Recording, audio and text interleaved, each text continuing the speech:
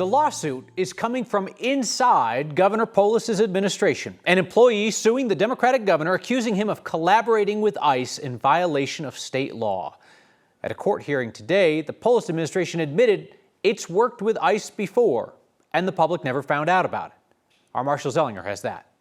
Denver District Judge will decide if the state can respond to this immigration subpoena. The subpoena from the Department of Homeland Security seeks employment records and contact information for 36 adults who are sponsors of unaccompanied immigrant minors. Colorado law prevents sharing information with ICE unless it's for a court-issued subpoena, which this is not. Information can also be shared if it's for a criminal investigation. But on the stand today, a member of the governor's cabinet could not explain what that investigation was. Sitting here today on behalf of the governor's office, is there any specific criminal investigation that the governor's office contends this subpoena was issued in relation to?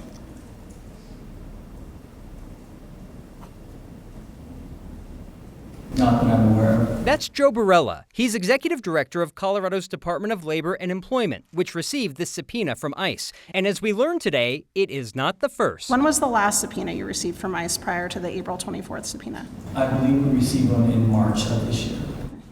Was that subpoena responded to?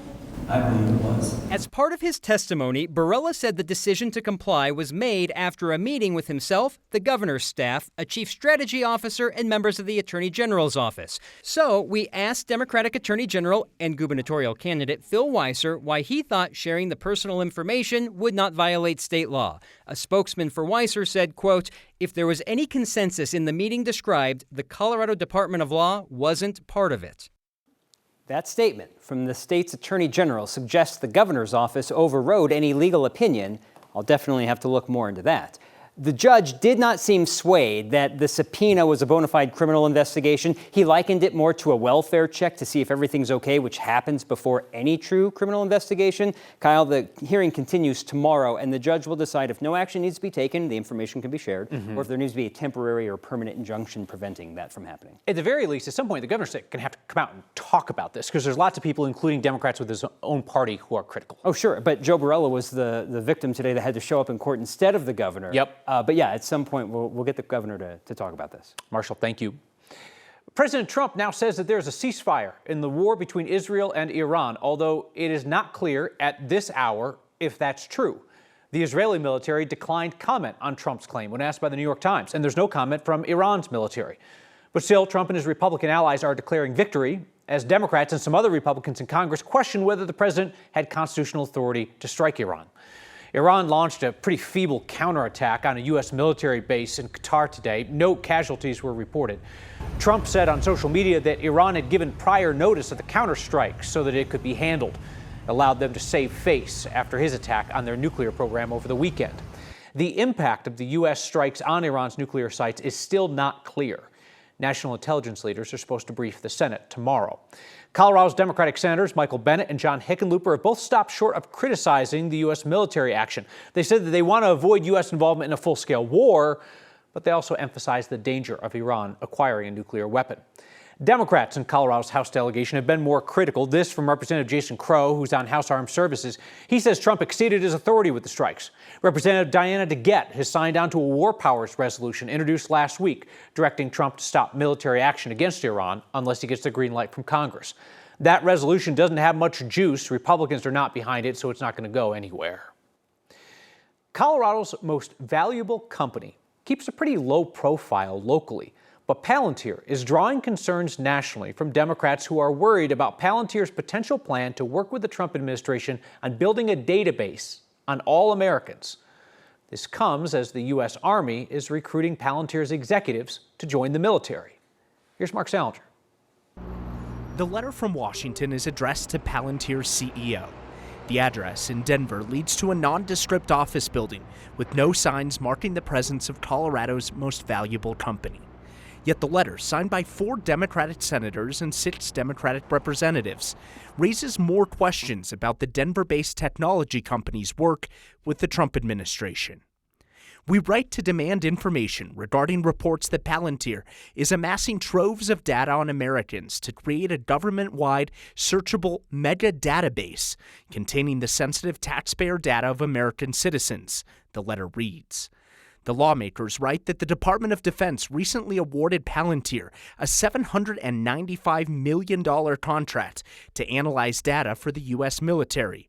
Now Capitol Hill wants to know exactly who else Palantir is working with inside the Trump administration. I don't believe that Palantir is collecting any information. I believe it's purely building a database that's sort of combining the information. While little information about Palantir's work is known, Vice President J.D. Vance tried to tone down concerns about the company on Theo Vaughn's podcast. We've got to live in reality, and the government's already got this information. We just need to make sure they don't misuse it. Palantir's chief technology officer was recently sworn in as an Army Reserve lieutenant colonel.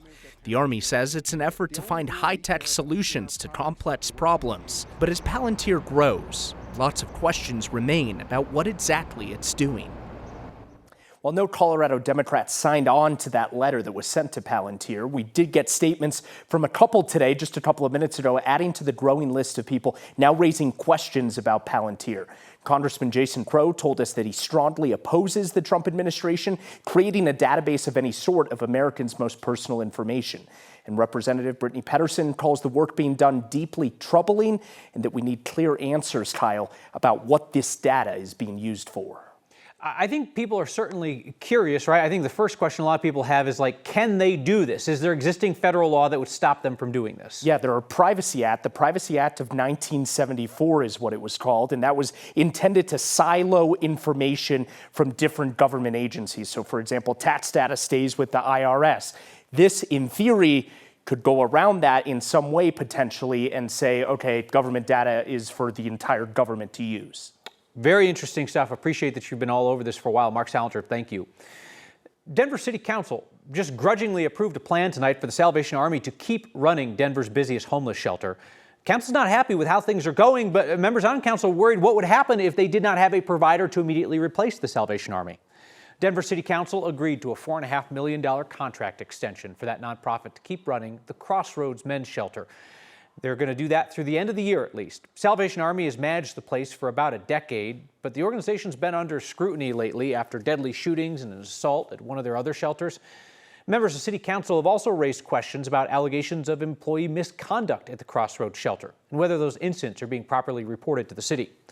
The Salvation Army is in the process of asking City Council to approve multi-million-dollar contract extensions for 3 other shelters, as well as the city's Connection Center, which directs people to where they can stay. All of those contracts are for work performed in 2025. Again, 2025, here we are, about halfway over. Last week, critics on council said they feel like they are getting strong-armed into approving these late contracts despite concerns they have about safety and operations. It forces us to approve these contracts because we have to approve them. They've already done the work. We have to pay them. And yet it puts us in a situation where we can't ask the questions we want to ask or, insist on some of the programmatic changes that we feel really strongly about as council. City's housing department says they are now moving to a longer 3-year contract cycle as an effort to stop rushing contracts through. They're also piloting a performance-based contract system where shelter operators would be paid based on metrics like vacancy rates and outcomes for the people who live in the shelters. Voters in Douglas County have one more day to turn in their ballots for a contentious special election that would give the Republican county commissioners more power.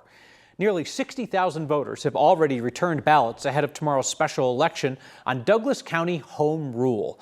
It would determine if they go in that direction and who would draft the county's new charter. Dougco's 3 GOP county commissioners put the question up to voters. They say becoming a home rule county would allow them to ignore controversial state laws passed by Democrats at the Colorado Capitol. That's not true, though. Home rule powers are not that broad. Implementing home rule would just give local leaders more control over elections, zoning, public services. The county would be exempt from following some state laws, but only those that specifically allow exemptions for home rule counties. Tomorrow's election is just the beginning of the process.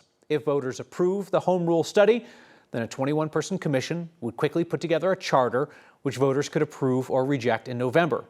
The commissioners have said if they lose tomorrow, they'll just put this question back on the ballot in November.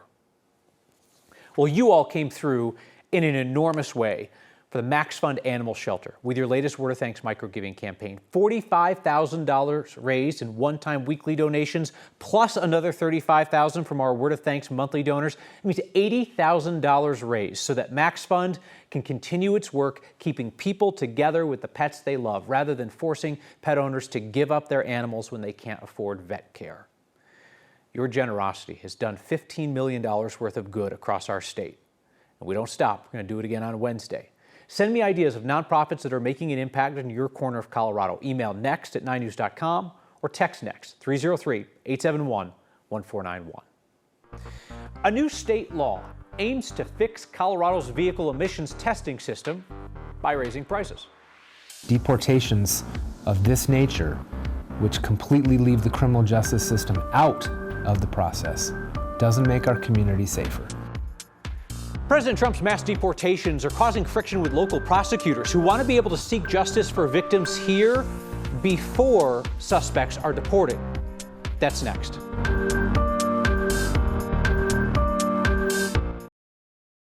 Next time your car needs an emissions test, you're likely to pay more, because right now it's $25 for vehicles made 1982 or after, $15 for vehicles made in 1981 or earlier.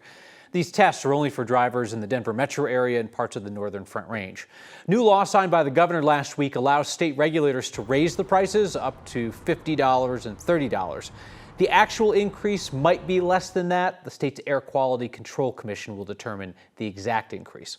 State legislators say the fee hike is needed in order to fund more of those testing stations and to pay for new self-testing kiosks. If you have ever idled in line, polluting the environment for half a day just to get your emissions test, you know what I'm talking about.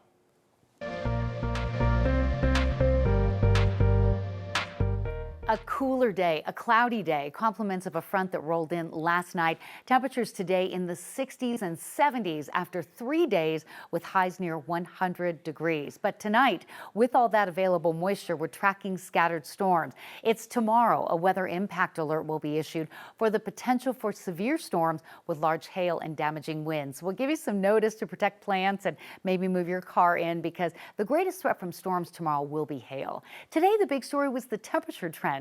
We were some 15 to 20 degrees cooler this afternoon than this point yesterday. Now I'm tracking some strong storms. We have a little bit of development in the foothills. Some of these showers are starting to press northeast over Denver. All the severe weather right along the Colorado-New Mexico line. Storms with hail, damaging thunderstorm wind gusts to 50 and 60 miles per hour. But this storm is tracking northeast into southeastern Colorado. Winds are increasing, so elevated fire danger also a big weather topic with a red flag warning that continues for the Northwest Plateau and Western Slope. Forecast modeling has storms cruising from the southwest to the northeast over the Front Range and metro area over the next couple of hours, and then we're going to see some fog settle in overnight. Next 12 hours, really comfortable temperature trend. We'll look for temperatures the next 2 days to run below average with a chance for rain from storms, and then a warming and drying trend for the end of the week and the weekend. Sunshine with highs back to the 90s on Friday.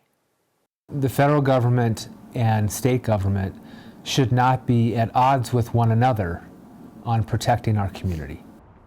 And yet, federal immigration agents and state prosecutors disagree on the best way to hold criminals accountable. That's when we return.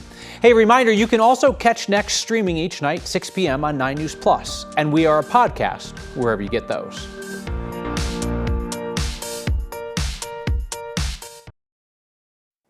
For years, federal immigration agents have worked with local law enforcement, waiting until court cases played out before they carried out deportation or removal orders. Now that's changed, and a local prosecutor says that is hindering families' search for justice. Our Angeline McCall has that. A mass deportation plan, the federal government will tell you, is cheaper and faster. Take people off the streets and send them to their home countries, as opposed to spending time and money investigating, prosecuting, and incarcerating them. The Aurora police chief said deportation could keep the community safer. Whatever resource can be used to take these individuals away from victimizing people in the city of Aurora, I'm going to use those resources, whether it's HSI, whether it's ICE. Others worry about what else comes with mass deportation. We haven't seen this before. We just haven't. I worry about the chilling effect. Ryan Mason, Democratic District Attorney, has had 13 cases since January where defendants have been deported or picked up by ICE. Deportations of this nature, which completely leave the criminal justice system out of the process, doesn't make our community safer.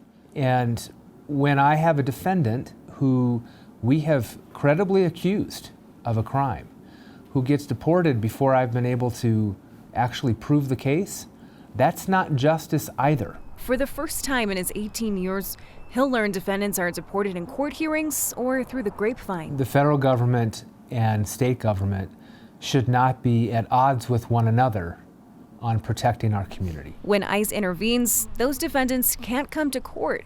Then there are the others who no longer want to. It scares everybody in the entire arc of that judicial system. It includes victims to crime.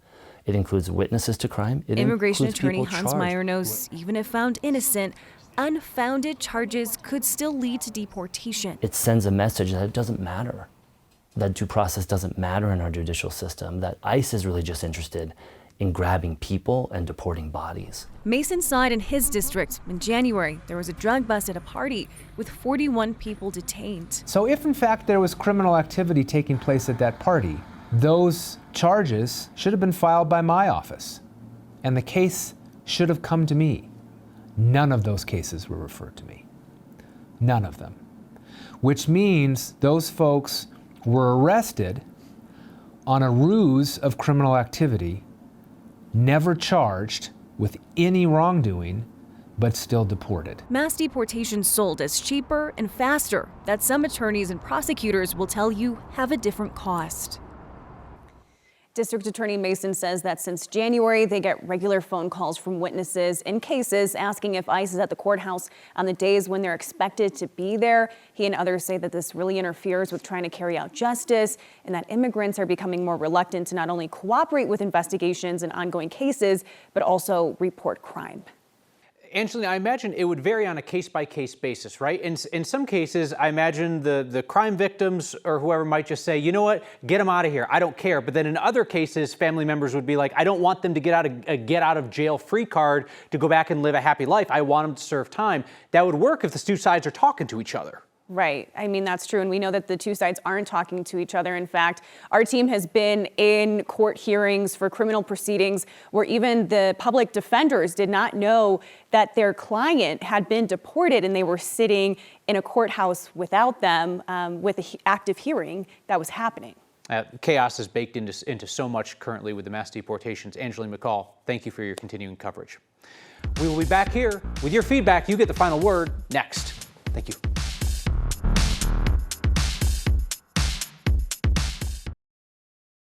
Feedback from Kathy, who writes, so happy you are wise to the Palantir project. Dive deeper, keep it up, she says. A text, Kyle doesn't like constructive criticism. He never reads all the texts. Well, I read all of that one. You didn't include any constructive criticism. And the next text we got just said cool. So you're correct. I don't read all of the texts because some of them just say cool. Paige on Facebook says, you're a disgrace to this nation. The lies you spew are outrageous and disgusting. How you sleep at night is beyond me. Paige, usually I'm a back sleeper. Every now and then I'm a side sleeper, real soundly.